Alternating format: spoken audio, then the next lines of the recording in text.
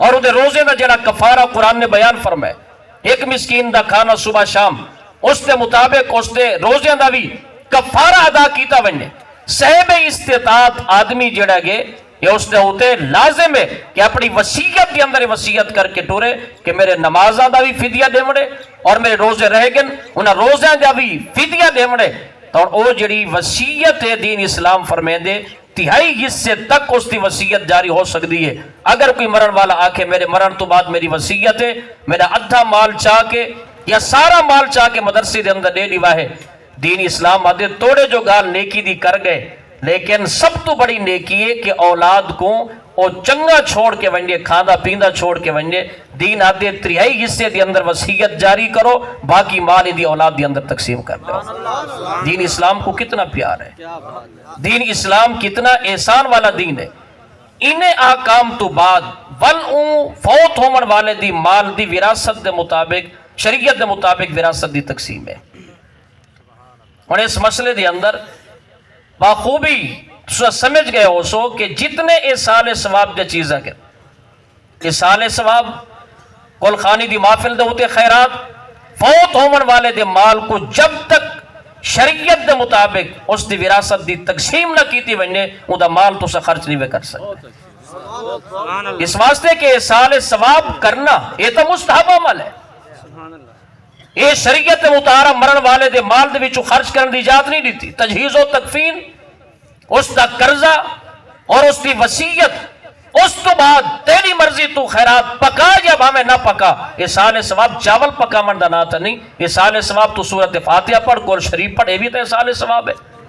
ہوں دے مال دے وچوں کہ بابے دا مال ڈھیر سارا کھڑے، لہذا فلانے ڈاند کو پکڑو، اتنا بابے دا مال آئی وہ ڈاند کو کوہ دے، کیوں اس ڈاند دے اندر بابے دی وراثت دی اندر اگر بابا اپنی بیوی چھوڑ کے بیوہ دا بھی حق ہے، پترہ دا بھی حق ہے، دھیاں دا بھی حق ہے، اور جو انہیں شرعی وارث بندن انہاں سب دا نام دی اندر حق ہے۔ دین اسلام آدھے پہلے تو سا وراثت دی تقسیم چا کرو، یہ لئے تقسیم پہنچ گئی ہے پترہ تک بھی، دھیاں تک بھی پہنچ گئی ہے، اور بلا منگو نہ ہر کہیں دی اپنی مرضی، کوئی پھرے تو 100 خرچ کرے، کوئی پھرے 1000 خرچ کرے، پترہ دی بھی اپنی مرضی ہے، دھیاں دی بھی اپنی مرضی، جبر کوئی نہیں۔ یہ سال ثواب واسطے خیرات کی تھی، وال بھینی کو صد گی تھا، اتنا خرچہ تو کو بھی آندے، 10,000 تو صد ہو، 40,000 افسانے دیں، کیوں کس واسطے؟ انہاں دی مرضی جتنا مرضی ہے سال ثواب کرن۔ یہ سال ثواب دے واسطے خرچ کرنا کوئی شریعت نے فرض تا نہیں کیتا، یہ تا مستحب عمل ہے، اور اے مستحب عمل اے سال ثواب تکلمات طیبات نال بھی کیتا بن سکتے، لہذا اس تا مال فوت ہومن والے دا ککھے تے بامے لکھے جب تک شریعت دے مطابق تقسیم نہ کیتا بنجے۔ اور اس دے اندر بھی اگلی گل، اگر فوت ہومن والے دی اولاد دی اندر نابالغ اولاد موجود ہے، وراثت دی تقسیم تو بعد جب تک او نابالغ بالغ کوئی نہ ہو سن، انہاں دے مال دے وچوں تسا خیرات جی سنوے ملا سکتے، اس واسطے وہ نابالغ ہے۔ او جڑے ویلے بالغ ہو سن ول اپنی مرضی نال جیویں چاہن اپنے بابے واسطے احسان ثواب کرن، وڈے ہومن دا یہ مطلب نہیں کہ انہاں دے مال کو تسا خرچ کرو، تسا انہاں دے مال دی حفاظت کرو۔ جیڑا وڈا ہے انہاں دے مال دی حفاظت کرے، انہاں دے مال دے وچوں کوئی چیز خرچ نہیں کر سکتا۔ ہاں انہاں دا خرچ ہے، نہ نفقہ ہے، انہاں دا کھاون ہے، پاون ہے، پیون ہے، وہ شریعت دا الگ مسئلہ ہے، لیکن احسان ثواب مستحبات دے اندر نابالغ دا جڑا مال ہے جب تک وہ بالغ نہ ہوون اس وقت تک کئی کو حق حاصل کوئی نہیں۔ وڈا بھرا ہے، بھاویں باپ ہے، بھاویں چاچا ہے، تے بھاویں ماما ہے، نابالغ دے مال دے وچوں خرچ نہیں کرنا۔ وہ وڈے ہوسن اپنی مرضی دے نال جیویں چاہسن، وہ اپنے بابے دے واسطے احسان ثواب کر سکتے ہیں۔ کہ اس باب دے اندر کہ فوت ہومن والا جڑا گے اس تے مال دے اندر تقسیم کیویں گے، کہ دین اسلام شریعت مطہرہ نے جو لکھے اس دے مطابق میں چند گزارشات والے سامنے عرض کیتے ہیں۔ نعرہ تکبیر، نعرہ رسالت، نعرہ خلافت، نعرہ حیدری، تاجدار ختم نبوت۔ فوت ہونے سے لے کر دفن کرنے تک جو شرعی طریقہ وہ بیان کرے ہو چکا۔ جو شخص میت کو غسل دیتا ہے وہ جنازہ پڑھا سکتا ہے، یہ جنازہ پڑھا سکتا ہے۔ اور غسل دینے والے کے لیے غسل کرنا کیا ضروری ہے؟ غسل کرنا ضروری نہیں مگر مستحب عمل ہے، اس واسطے کہ انہیں جسم دے اتے چھینٹے پوندن، مائے مستعمل ہوندے، جڑا میت کو غسل دیتا ویندے استعمال شدہ پانی ہوندے اس کے اندر پلیدی بھی ہو سکتی ہے، لہٰذا آسان طریقہ ہے کہ وہ غسل کر کے تول نماز جنازہ پڑھاوے. نماز جنازہ پڑھاون دے اندر کوئی قباحت کوئی نہیں کہ غسل دیون والا جنازہ نہیں پڑھا سکتا، ایسا نہیں.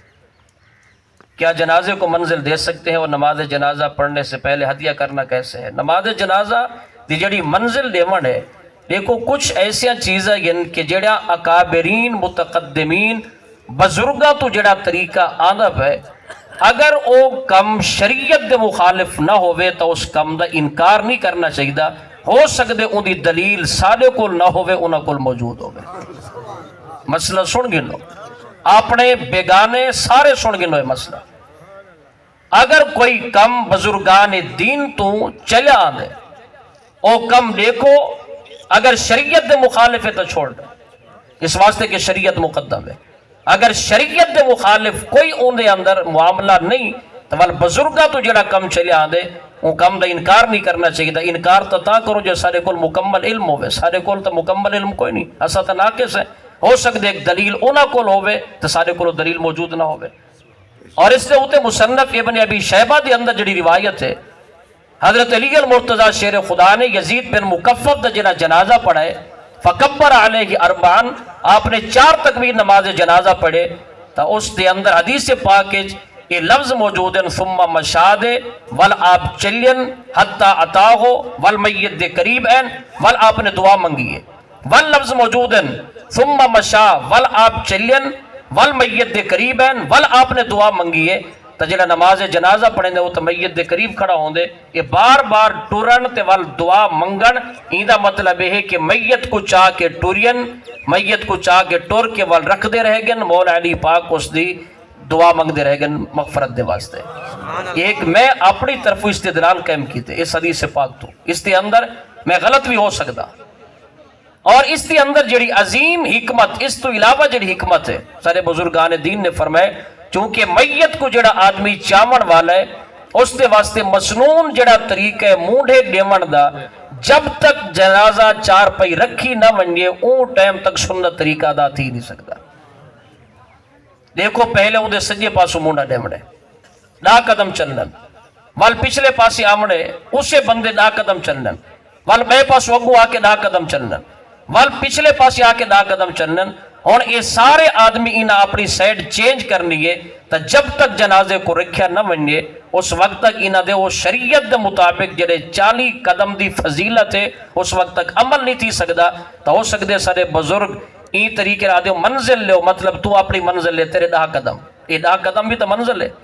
تو لہٰذا اس تو بعد ول مزید 2 قدم ول بئی منزل لیو، ول او سائڈ چینج ہو سی تو ول بئی منزل لیو، ول سائڈ چینج کرنی ہے تو بھئی منزل لیو. یعنی انہاں قدمہ دے مطابق اس تو بھی منزل دیون دا ثبوت ہو سکتے جو اکابرین تو طریقہ چلے آندے. بہرکیف ایک نہ فرض مسئلہ نہ کوئی واجبات دے وچ ہوئے کہ اگر رہ ونجے تو ول میت دے حقوق سلب ہو سن، ایسا بالکل نہیں. نہ فرض ہے اور نہ ہی واجب ہے. اگر کوئی منزل نہیں دیندہ تو فتوے نہ لو، اور اگر کوئی منزل دے دے تو کھڑے ہو کے دعائے مغفرت کریں دن تو شرعاً اس دے اندر کوئی قباحت کوئی نہیں. جب شریعت دے اندر کہیں کم دے ناجائز ہومن دا صراحتاً کوئی اگر حکم نہ ہوئے تو وہ کم کو ناجائز نہیں آکھنا چاہیے. نماز جنازہ پڑھنے سے پہلے ہدیہ کرنا کیسا ہے؟ ہدیہ شریعت مطہرہ دا ایک الگ تو حکم ہے، ایک ہیلہ ہے کہ فوت ہومن والے دے نمازہ اور روزے رہ گن ان دا مال اتنا ہے کوئی نہ کہ ان دے مال وچو فدیہ دیتا ونجے تو ان دے واسطے ہدیہ کرنے. اور ہدیہ دا جڑا طریقہ ہے، جڑا عام طریقہ ہے، یہ ہدیہ کرن دا طریقہ کوئی نہیں. حفاظ ائمہ مساجد تھوڑی تکلیف کرن، سارے کول تشریف گھناون، ہدیہ کرن دا طریقہ دسین ہیں ول ان دے مطابق ہدیہ کیتا ون سکدے. امیر دا تا ہدیہ ہو ہی نہیں سکدا، ان دا تا مال ہے، ان دے مال ہی چڈیو، ان دے مال دے وچوں ان دے نمازیں دا کفارہ، روزے دا جڑا کفارہ ہے، نماز دا فدیہ ان دے مال ہی چڈیو. ہیلہ ہدیہ تا غریب دے واسطے ہے اور ان دا ایک شریعت مطہرہ طریقہ بیان فرمائے. ہن وقت نہیں عرض کرن دا، یا ول کہیں بے موقع تے عرض کرے سا، وہ امیراں دے واسطے تے ہے ہی کوئی نہ، وہ غریب دے واسطے. اور ان دا بھی جڑا طریقہ ہے وہ شریعت مطہرہ نے الگ تو بیان فرمائے.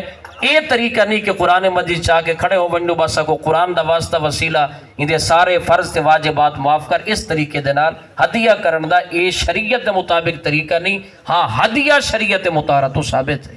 ہدیہ دا انکار کہیں کو کرن نہ دے سا، ہیلا اور ہدیہ شریعت دے عین مطابق ہے، ہاں طریقہ کار دے اندر غلطی ہو سکتی ہے، وہ تو بندہ نماز ہی پڑھتا کھڑا ہوئے تو کوئی نہ کوئی غلطی ہو سکتی ہے۔ ہدیہ کرنا شریعت دے مخالف نہیں، یہ بھی شریعت دے احکام دے اندر موجود ہے۔